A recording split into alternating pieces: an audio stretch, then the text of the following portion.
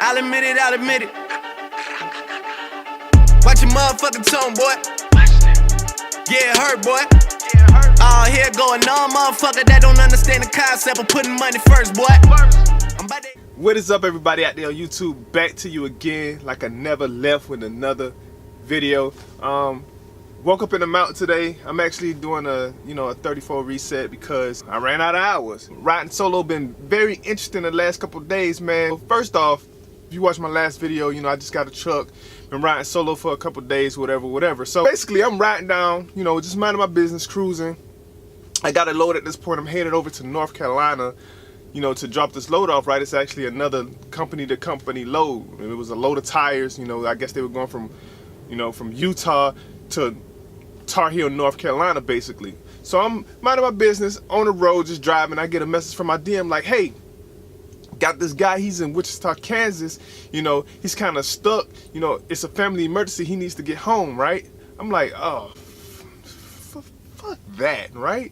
But I guess, being a good guy, this guy's stuck, they're gonna pay me to do it or whatever, so they say, but we are talking about this company, right? So anyway, she was like, yeah, all you really have to do, you're on this interstate here, all you have to do is drop down, and you'll be able to pick them up, and then it's not gonna change your route much. I went ahead and accepted it, but afterwards I found out that, I'm dropping down, 4 hours out of the way to pick this guy up. Mind you, I pick this guy up, and then I get there, whatever. He got his own truck, basically. He's a solo driver. Have him leaving his shit in fucking Wichita, Kansas, having him bum a ride with me all the way to North Carolina, Tar Heel, North Carolina, just so his wife can pick him up so he can get home in Virginia. How fucked up is that? So they ain't let him take his truck, or they could have gave him this load, right, that I'm taking. He could have just swapped it. He take the load down to North Carolina, Tar Heel or whatever, leave the truck at their yard, which we were taking the trailer to anyway, and get his wife to pick him up from there. But no, instead they have him leave his truck in fucking Wichita, Kansas, have me take him all the way down there. Now I got another nigga ride with me, and here we go with this shit again. But he turned out to be an alright dude. He just was a smoker. Was fucking in the back sleep. He driving, Of course the load can get there quicker because now we got two people, so he can help drive when I'm asleep. He can drive, right? Pulls over on the highway. Nigga pulls over on the fucking highway or the interstate. I wake up, he's outside smoking a cigarette. We on the motherfucking highway. That's why, I don't have anything against people that smoke, but, I don't, my profile is set up to where, even if I do start to take students, I don't take smokers or whatever. And for that reason, first of all, they smoke in the truck, the shit is stank. Now, especially if you don't smoke, now I smell like smoke and I don't smoke. Not to mention, you do shit like that, you gotta pull over every 5 minutes to take smoke breaks and shit. Turned out to be a cool dude, so we riding and whatever. So one point it came a time for us to switch out, right? We about to switch out drivers. Okay, so I pulls up to a pilot or whatever, we about to switch out drivers here. I'm trying to back into the spot.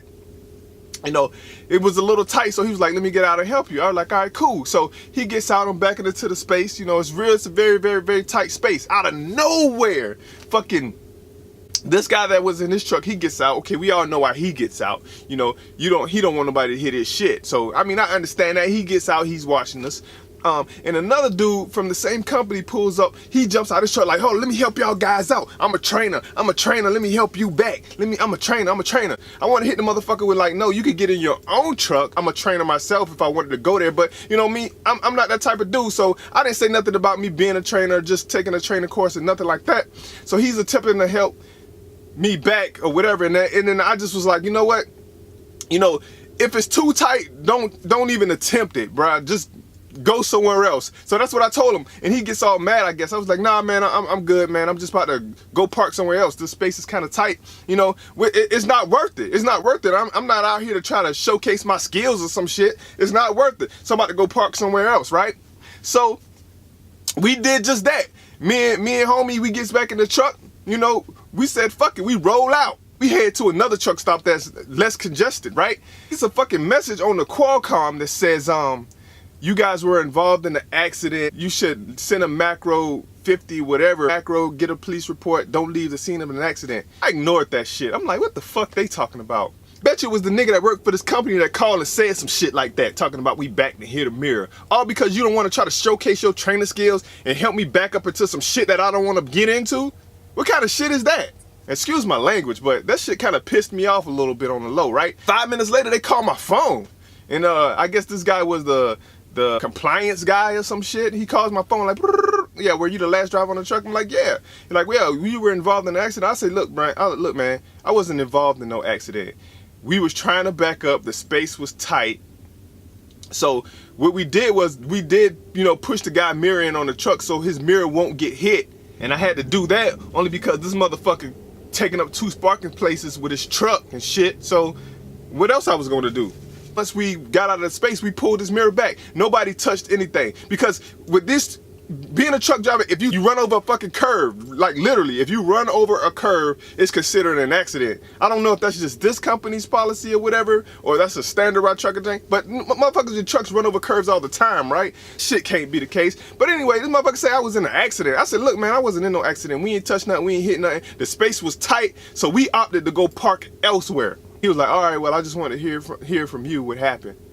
And then I ain't hear nothing else about the shit, so I'm guessing it's cool. So anyway, we gets down to Tar Heel, drop him off. I goes up to another part of North Carolina to pick up this other load that's going back to Utah, and then I just had to shut it down. So I'm at this TA in Candler. I guess it's Candler, North Carolina. If you guys heard of it, leave your comments below. But it ain't shit to do here. But it's called Black Mountain. I'm woke up in the mountains. Black Mountains is where I'm at. Black Mountain. I'll give you guys a little scenery of the, you know, of where I'm actually at. But I'm sitting here till 6 a.m. tomorrow morning. So I thought I'd just talk to you guys, let you guys know what I've been through in the last couple days. So like, comment, subscribe. Always positive comments. And until next time, as always, thank you guys for watching my videos. See you in the next one.